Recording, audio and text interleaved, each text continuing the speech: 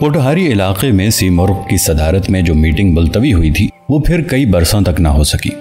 हुदहुद, महवे, चंडोल इस किस्से को भूल भी गए, लेकिन चील जाति के दिल में अभी तक आग लगी थी। उसे गिद्ध जाति का जंगल में रहना बुरी तरह खुलता था। ये नालशी जिद्दी भी थे और बातूनी भी। अरसे तक ये मसला खटाई में पड़ा रहा, लेकिन फिर चीलों ने उकाब, शाहीन, बाज और शिकरे की हिमायत हासिल की। ठंडी आग को कुरेदा और एक बार फिर करगस को पेशी के लिए तलब किया। जिस रोज गिद्ध जाति को समन मिले, सारी बरादरी उस इलाके में जमा थी जिसे आजकल शेखुपुरे का इलाका कहते हैं। यहाँ ऐन उस जगह जहाँ बाद में चंद्रा का गांव आबाद हुआ, एक बहुत सरसब्ज जंगल था। जंगल के दरख्त आसमान की जानिब 60-60 फुट ऊपर को जा निकले थे। फर्शी रोईदगी का ये आलम था कि हाथी डुबाऊ घास उगती थी और जंगल में बहने वाले बरसाती नाले का सिर्फ शोर सुनाई देता था। उसका शफाफ पानी हरियावल की वजह से नजर न आता था।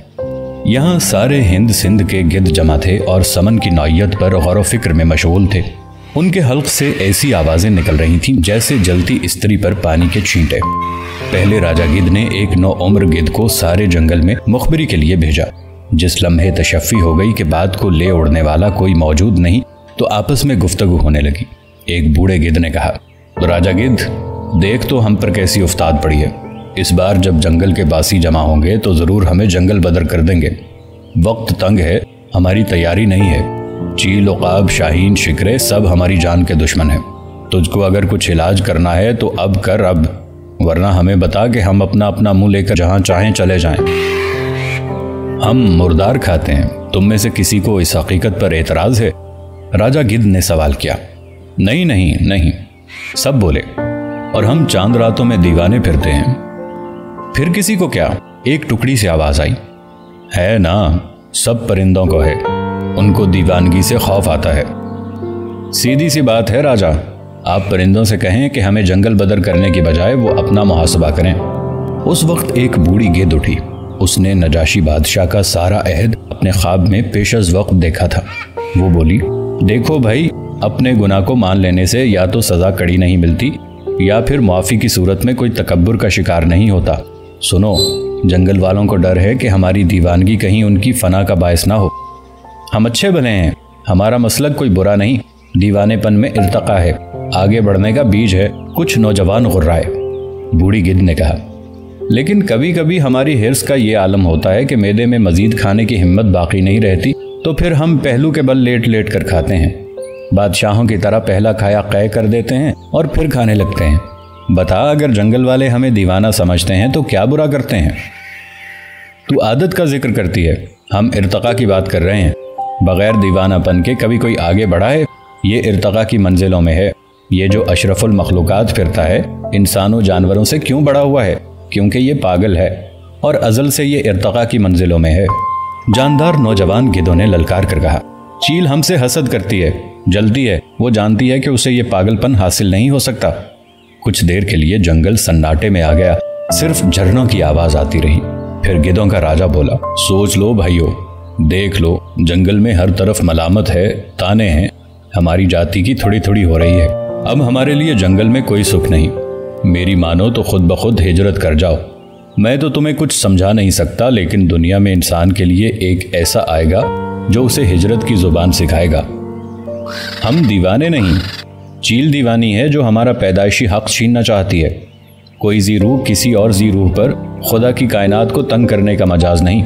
यमन का गिद्ध बोला, देखो, पैदाइशी हक छीनने वालों से लड़ो नहीं, बल्कि अल्लाह के फजल की जस्तजू में हिजरत कर जाओ।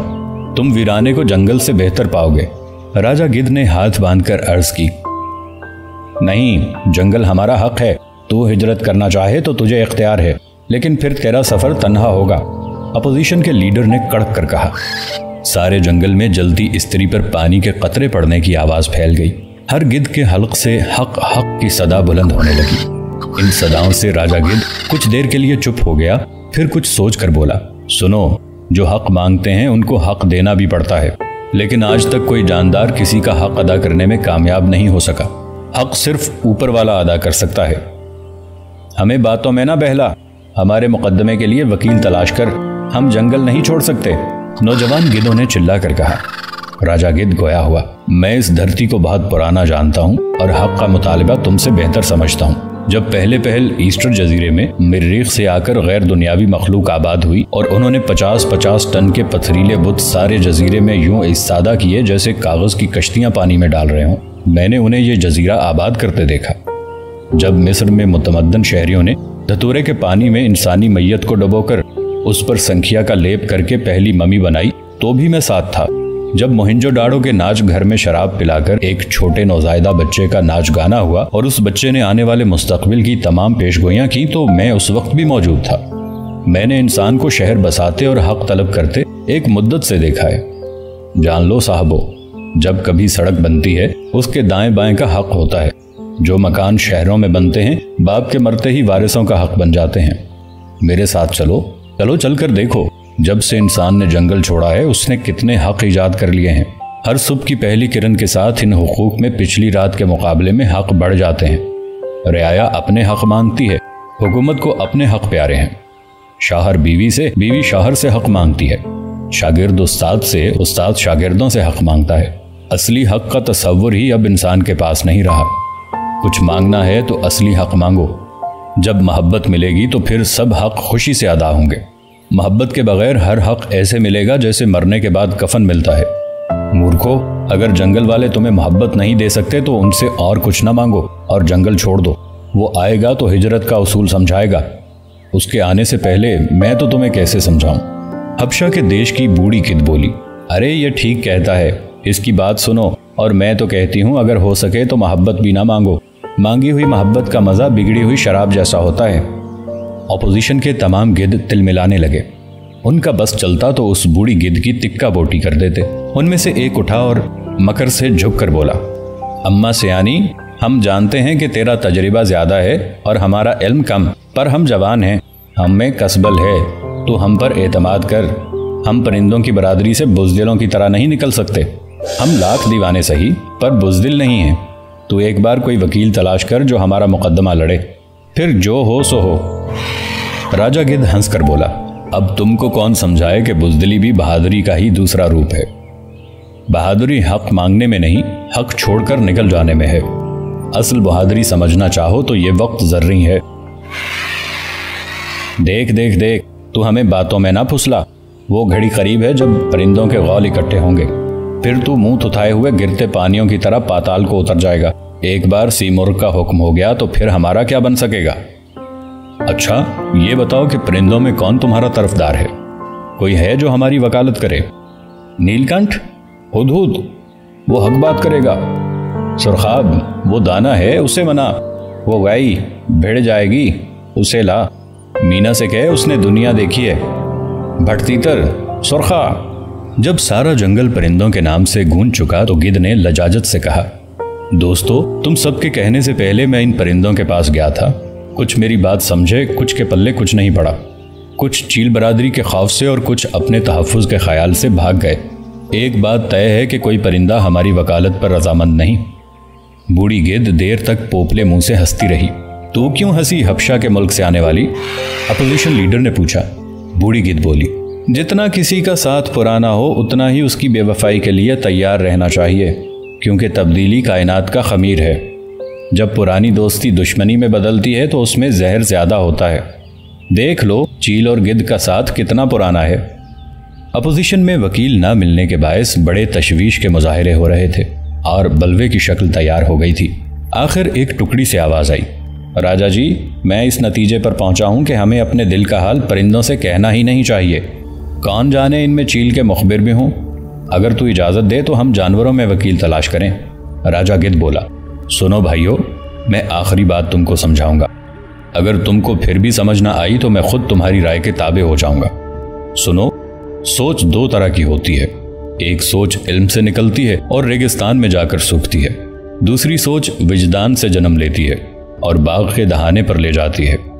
इन्हीं दो किस्म के ख्यालात से दो तरह का रहना सहना जन्म लेता है। एक रहना सहना इल्म और तजवीज़ से जन्म लेता है। इसमें चाकू छुरी, मुकदमा, बहस मुबाहिसे, कसबल, हक हुकूक, छीना झपटी, क्रोध काम हंकार सब कुछ होता है। दूसरा रहना सहना एक और किस्म की सोच से निकलता है। اس میں وجدان، شانتی، امن، پراشچت، پریم کی وجہ سے ہمیشہ ہجرت کا سما رہتا ہے۔ اسی وجدان کی وجہ سے ایسی سوچ والے لوگ غریبی میں امیر اور امیری میں غریب دکھائی دیتے ہیں۔ تم چاہو تو علم کا ڈنڈا پکڑ لو، پھر وکیل ضروری ہوگا۔ میرے وجدان پر اعتبار کرو تو خود ہی جنگل چھوڑ دو، آگے ہر پڑاؤ پر تمہیں امن ہی امن لہراتا ملے گا۔ وکیل وکیل وکیل، سارا جنگل گونجا۔ ٹھیک ہے، میں وقت سے پہلے وکیل تلاش کر لوں گا۔ بوڑھی گدھ بولی، دیکھ، ہو سکے تو ایسے جانوروں کے پاس جانا جو انسان کی صحبت میں رہے ہوں۔ انسان جب بولتا ہے تو دن کو رات کر دکھاتا ہے۔ پالتو جانوروں نے اس سے کوئی جادو تو سیکھا ہوگا۔ اب تو دیر نہ کر راجا گدھ، وقت کم ہے۔ راجا گدھ نے پر پھڑپھڑائے اور رات کے وقت گیدڑ کے پاس پہنچا۔ اس وقت گیدڑ گاؤں سے ملحق گنے کے کھیتوں میں چھپا ہوا تھا۔ پچھلی رات کے چاند میں گیدڑ کا سارا جسم میل قالین کی طرح بھوسلا نظر آ رہا تھا۔ ابھی صبح اس نے شیر کا شکار کیا ہوا بچا کچھا ہرن کھایا تھا۔ اس وقت اسے چاند میں چھوٹے چھوٹے خرگوش کے بچے تاش کھیلتے نظر آ رہے تھے۔ دیوانگی کے دورے سے پہلے اسے چاند میں ضرور کچھ نہ کچھ نظر آنے لگتا، اور یہ کیفیت ہمیشہ اس وقت ہوتی جب وہ شیر کا چھوڑا ہوا شکار پیٹ بھر کر کھاتا۔ جب گدھ نے گیدڑ کو اپنا سارا کیس سمجھایا تو 3 مرتبہ گیدڑ نے اپنی دم کو منہ میں پکڑنے کی کوشش کی اور بولا، پالیا پالیا پالیا۔ گدھ اس دیوانے ارشمیدس کو دیکھ کر خوفزدہ ہو گیا۔ اچھا کیا تو میرے پاس پہنچا، کیونکہ میں جانتا ہوں دیوانگی کس وجہ سے ہے۔ کس وجہ سے ہے میرے دوست؟ دیوانگی کا عشق لا حاصل سے کوئی تعلق نہیں۔ دیوانگی تلاش سے پیدا ہوتی ہے، مسلسل نئے سوالوں کے ناتسلی بخش جواب، تھکا دینے والی جستجو دیوانہ کرتی ہے۔ تو مجھ پر چھوڑ، میں خود پرندوں کا تماشا دیکھنا چاہتا ہوں۔ ان کو کیا معلوم لامتناہی تجسس کیا چیز ہے؟ گدھ مطمئن ہو کر کھیتوں کی طرف دیکھنے لگا۔ گنوں کی گھنی فصل میں ایک کسان لالٹین لیے کچھ تلاش کر رہا تھا۔ اس کو دیکھ، گیدڑ بولا۔ دیکھ رہا ہوں۔ یہ کسان پاس والے گاؤں میں رہتا ہے۔ پرسوں رات جب یہ بیساکھی کے میلے سے لوٹا تو اسے گھر پر اپنی بیوی نہ ملی۔ اس نے اندر سے کلہاڑی اٹھائی اور بیوی کی تلاش میں باہر نکلا۔ اس کی بیوی گنے کے اس کھیت کے پاس سوئی ہوئی تھی۔ کسان نے ارادہ کیا کہ کلہاڑی کے ایک وار سے ایسی بے وفا رانڈ بیوی کا خاتمہ کر دے گا۔ جس وقت وہ قریب پہنچا، چاندنی رات میں اس نے دیکھا کہ اس کی بیوی کا سارا جسم نیلا پڑ چکا تھا اور ٹانگ پر سانپ کے کانٹے کا نشان بھی تھا۔ تب سے اب تک یہ کلہاڑی کے ساتھ گنے کی فصل اجاڑ رہا ہے۔ وہ کیوں؟ راجا گدھ نے سوال کیا۔ یہ اس سانپ کو تلاش کر رہا ہے جو اس کی بیوی کا قاتل ہے۔ اس کی تلاش اتنی بیکار ہے، اس کی جستجو اتنی بے معنی ہے کہ بالآخر یہ خود دیوانہ ہو جائے گا۔ کان قریب لا۔ گدھ گیدڑ کے بالکل پاس ہو گیا۔ انسان ہمیشہ ایسے ہی پاگل ہوتا ہے۔ وہ بھس میں سوئی تلاش کرتا ہے اور جب سوئی ملتی ہے تو وہ اتنا پاگل ہو چکتا ہے کہ سوئی کو پہچان نہیں سکتا۔ بتا راجا گدھ، کیا تو اور تیری نسل انسان کی طرح تلاش کے سفر میں ہو؟ کیا تم ایسے سوال پوچھتے ہو جن کا جواب تمہیں سمجھایا نہیں جا سکتا؟ گدھ نے سر جھکا کر کہا، شاید نہیں، شاید میں نہیں جانتا۔